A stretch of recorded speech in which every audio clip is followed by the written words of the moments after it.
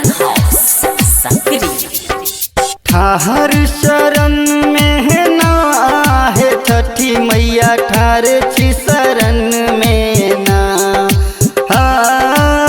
ठार छी शरण में है ना है छठी मैया ठार छी शरण में ना।